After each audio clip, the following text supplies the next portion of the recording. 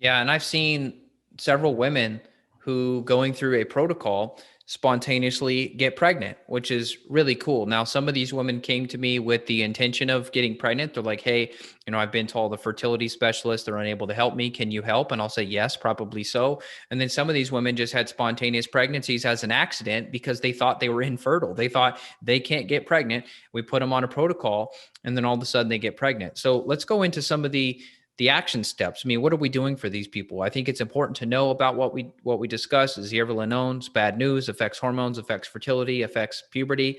But what do you do about it? So as you mentioned, number one, we're going to be testing the environment. So using Well, petri hold on one dishes. thing. I want to go a Okay. little bit deeper into what you just said because we talked about some of these mold toxins in infertility, right? We have this one study here, which we already mentioned, which is maternal mycotoxin exposures and adverse pregnancy outcome, which is a new study, right?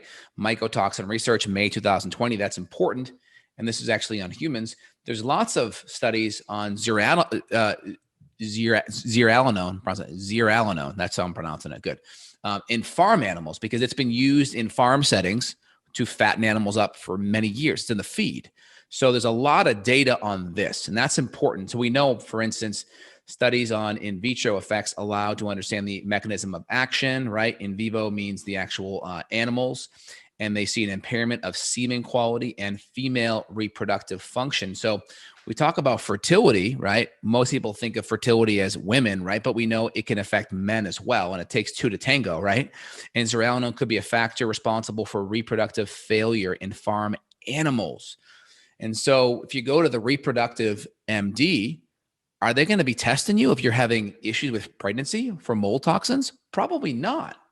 And look here, one study here on Zeralinone here. If you look here on the bottom part, so Zeralinone is a non-steroidal estrogenic mycotoxin. It's produced by several species of the Fusarium fungi, okay?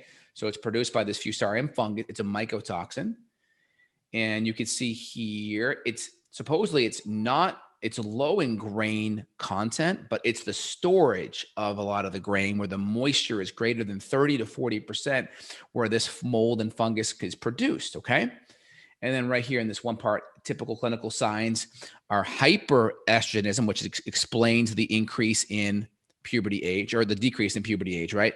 More hormones sooner in life increases puberty, swelling of the vulva, mammary gland, hyperplasia, secretions prolonged, uterus, increase in pseudo pregnancy, infertility, decreased libido, complications of rectal prolapses, stillbirth, small litter, right? So we know it has a lot of fertility issues, and a lot of the studies first tend to happen in animals. So it's good to know the data here in animals as well as some of the human stuff here we talked about earlier. Yeah, it's just Any comments on crazy. that for Yeah. Zeralonone? Yeah, the whole thing's crazy. I mean, it's hard to believe they would use this in the feed. I mean, like you said, maybe not intentionally, but it's kind of a byproduct of storing grain in a moist thing. I mean, it's like you'd have to have a dehumidifier on your grain, or how about you just pasture your animals so you don't need to feed them moldy grain? How about that? Yeah, I mean, I can tell you one story I had with Dave Asprey. He told me, and I can't find the data on this, but they would use Zeralinone pellets. And they'd put the pellet in the cow's ear, and that was enough to cause this increased fat absorption because those hormones were so concentrated. They were going into obviously the blood supply via the ear, and it was causing the animals to get fatter. And of course, farmers, sell their animals based off of weight. So we know that Zeranolone may even be used in a way outside of just incidentally in the feed. We know it may just be there to fatten them up as well. I've heard that too. I can't find anything on it, but if any old school farmers are putting zearalenone pellets in your cow's ears, let us know. Tell us about it. Give us the story on it because we'd like to share this stuff. Yeah, I know it's totally interesting.